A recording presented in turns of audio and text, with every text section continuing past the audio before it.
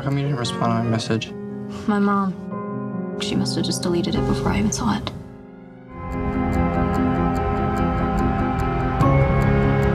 You don't seem to understand how dangerous it is on there. The only thing that's dangerous in this house, Mom, is you! Hi, I'm Evrenos. You're watching The Fan Carpet. Today we're at the London Film Festival for the film Men, Women and Children. You know, I just thought the book offered incredible insight into what it's like to be alive in this moment right now, 2014. Our lives are in our tablets. You know, we expose ourselves more to search engines than we do to our family members and our loved ones. And I found that interesting and complicated. We certainly talked about it a lot on set, especially with the younger actors when we were first shooting. I think that both sort of learning about the various, I didn't know what Snapchat was, for example, when we first started shooting, so it was also sort of learning about what was very current versus what I thought was current, and there was definitely a lot of conversations early on. I feel like all the teenagers are going to learn a lot from this movie, and it'll make them more aware of what they're sharing online and what they're posting, and I think there's a whole bunch of stories that all teenagers can relate to for this film. I remember when I was a teenager, I was like sitting by my actual phone in my room waiting for it to ring or hoping it would, so to have it in my hand all the time, I mean, it's crazy to me. How has this changed your own kind of media habits, like thinking about this? You know, I rely on my phone more than I possibly ever could have imagined relying on a phone growing up, and it's obviously changed me as a parent. I think a lot about, what my daughter's exposure will be.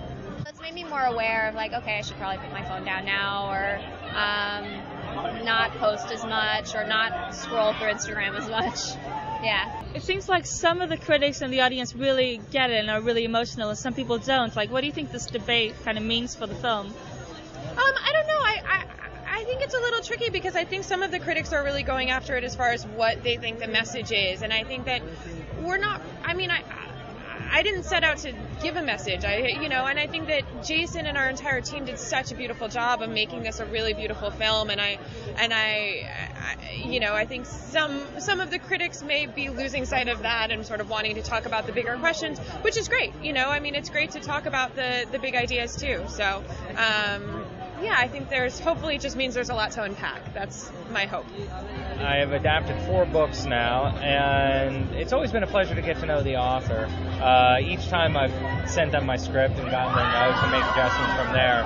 On Men, Women, and Children in particular, the author, Chad Culkin, had laid out 12 characters so well that at that point it became a question of what is the tone of this film? And it became kind of a subtractive process, not an additive. So what do we not include? In a book you can have all kinds of detail that you can't show in a film. There's things that you're willing to read and see in your head, but you don't actually want to see on screen. He has an ability to portray honesty and current times in a way that I think is unparalleled. He's just sort of able to show these things that are both dark and funny and feel very real, hopefully. He didn't do much rehearsal, so that was one thing. We just kind of did it how it would really be, and I felt very free doing what I wanted to with the character, and then he gave me specific notes too.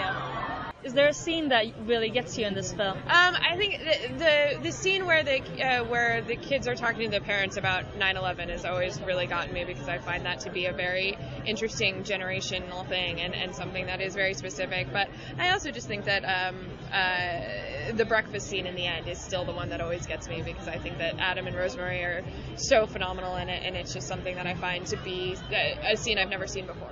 I don't know. There's a lot of messages to come off of this movie, but I think our like my character and Ansel's character, when we come together, it is definitely the heart of the film, and that was sort of a goal in the end of like, we want this to be a more sweeter moment.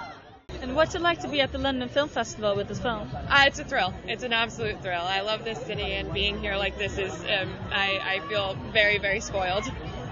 That's it from us. You've been watching The Fan Carpet. Do follow us on Twitter for more coverage from London Film Festival.